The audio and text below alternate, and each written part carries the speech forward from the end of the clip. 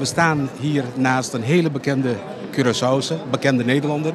Het gezicht van het NOS-journaal, Noralie Beyer, namens de Antilliaanse Romaanse gemeenschap.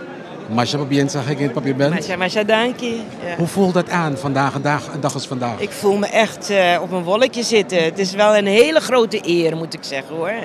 Om van zoveel mensen die dat dan... die me dat dan toewerpen. Het is echt geweldig. Als we de lijst aanhoren die de burgemeester oplast, dan ben je waarschijnlijk zelf eens van bewust de dingen die je allemaal doet. Ja, natuurlijk. Ik weet wel wat ik doe, maar ik ben me er niet van bewust dat mensen dat zo erg waarderen, dat ze dat een lintje waard vinden. Want dan denk ik van het is toch wel hun werk ook. Iemand zei het van natuurlijk, het is altijd zo. Je doet het niet alleen. Dat is ook zo. Dus ik heb dit wel, maar achter mij staan er een heleboel mensen die dat meedragen. En dat verdienen ze natuurlijk wel. Sakita, outro judi Curaçao, awe recebi een condecoración real voor die man, die alcalde die Amsterdam, senor Eberhard van der Laan, co-integreerde nummer die La Reina Beatriz de Hollanda.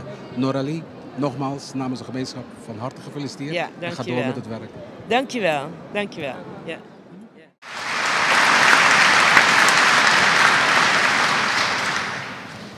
Mevrouw Beyer, iedere Nederlander kent u natuurlijk als nieuwslezer en redacteur van het NOS Nieuws en de Radio Nederland Wereldomroep.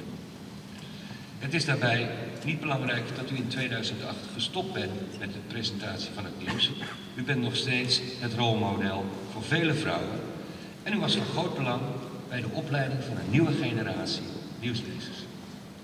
Naast uw werk bij de televisie en de radio zet u zich ook in voor de promotie van diversiteit in Nederland. Zo bent u al sinds 1996 ambassadeur van het Cosmic Theater en van het MC Theater in Amsterdam. U adviseert en helpt bij de communicatie van de evenementen van deze theaters. U bent ook bestuurslid van het Kratertheater en mede dankzij u is de professionalisering van dat theater tot stand gekomen. Ook mede dankzij u zijn de Jeugdtheaterschool in Zuidoost en de theaterwerkplaats voor een actieve kunstbeoefening ontwikkeld en is een samenwerking met Circus Elleboog en de Hogeschool voor de Kunsten tot stand gekomen. Daarnaast hebt u zich ingezet voor de realisatie van het Bijlmer Parktheater, dat inmiddels diverse publieksarchitectuurprijzen heeft gewonnen. U bent ook voorzitter van de stichting Julius Leeft, waar u activiteiten ontplooit op het gebied van cultuur en politiek. Mevrouw Beyer, u hebt zich ingezet voor het leggen van verbindingen. Mevrouw Beyer, u was nieuwslezeres en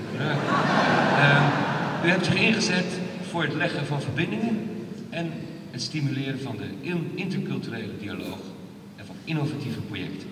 En nu kan ik een keer goed nieuws voorlezen. U bent benoemd tot ridder in de Orde van Oranje Nassau.